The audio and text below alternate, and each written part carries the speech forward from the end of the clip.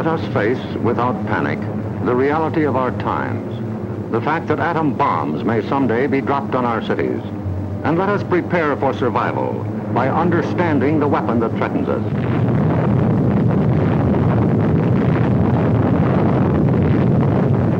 An atom bomb destroys or injures in three ways: by blast, heat, and radioactivity. The blast of an atom bomb is its most important destructive agent. In Japan, whole buildings were flattened by its force.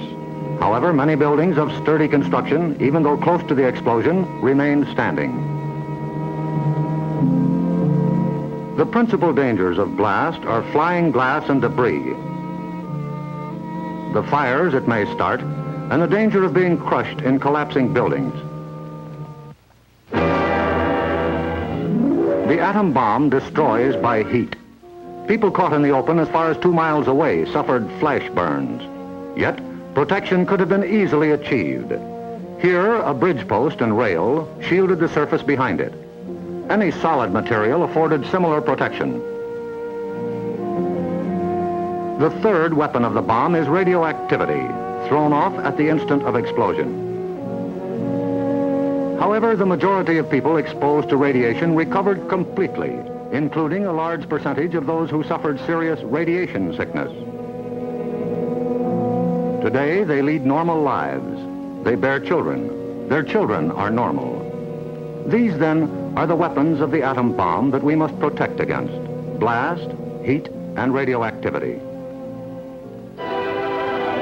Our cities are prime targets for atomic attack, but mass evacuation would be disastrous.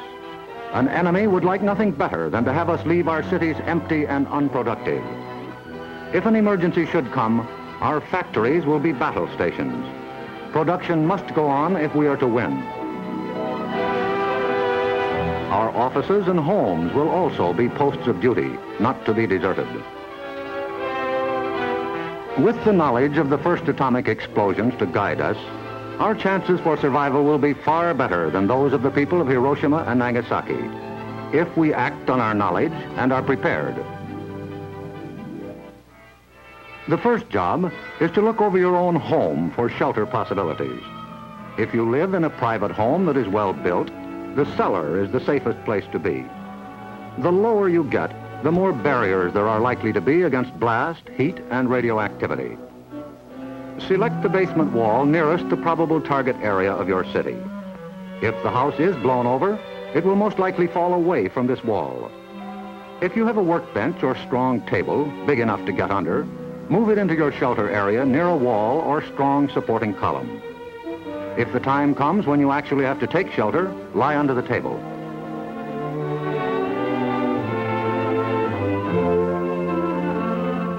If you live in a home that has no basement, choose a shelter area without windows on the ground floor. An interior hallway is probably best. In time of emergency, the shelter area should be cleared of mirrors and other objects that might cause injury. If you live in an apartment house, rules for taking shelter will be posted in your building. Learn them. Also, learn the location of public shelters in areas where you work or frequently visit. There are many things you can begin doing right now. Fireproof housekeeping is one, so clean up that attic. Keep waste in covered containers. Don't let trash pile up in the yard.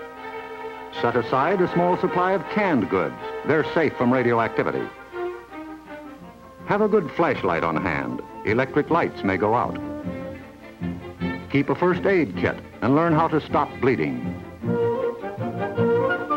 Make a habit of keeping a bottle of fresh water handy. A radio will be important for receiving vital instructions.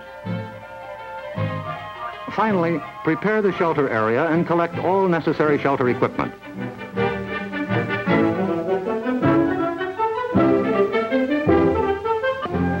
In case of an actual raid or test drill, the alert will be a warbling siren blast lasting 3 minutes.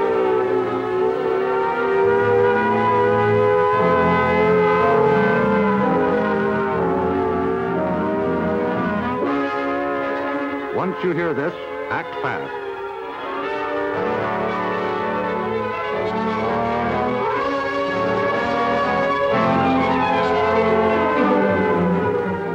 down the shades or blinds and close the drapes against flying glass. Turn off the burners of your gas or electric stove. Disconnect any heating elements, such as electric iron, hot plates, or bathroom heaters.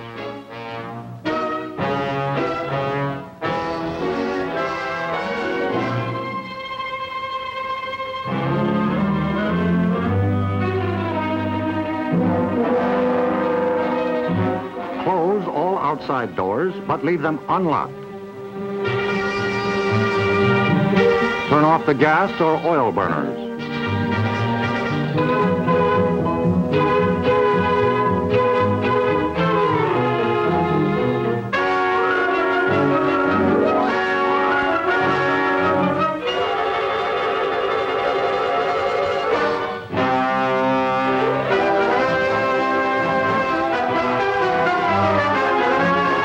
Taking shelter may be a race against time, even when you have some advance warning.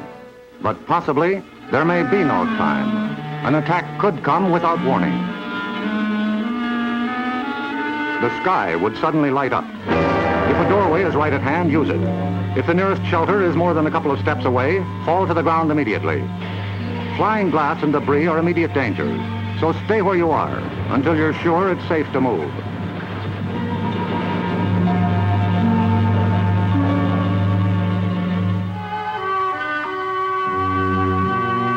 If you are at home when a surprise attack occurs, crawl beneath a table if it is very near, or drop to the floor with your back to the window.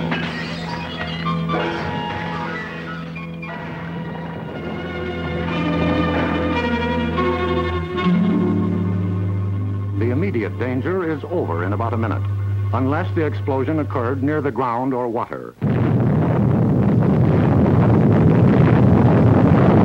In this case, radioactive materials are trapped in the particles of dirt or water thrown up by the explosion. When these particles fall back to Earth, they may be dangerous. So get indoors immediately after a ground-level explosion. Cover broken windows against radioactive dust with blankets or cardboard. Civil Defense radiological teams, equipped with radiation survey meters, will check on contamination in any bombed area. Stay under cover until you hear officially that it is safe outside. If you have been exposed to radioactive dust, wash the exposed areas. Pay particular attention to your hair. Get all the dirt from under your fingernails. If the people of Hiroshima and Nagasaki had known what we know about civil defense, thousands of lives would have been saved. Yes, the knowledge is ours, and preparation can mean survival for you. So act now. Someday your life may depend on it.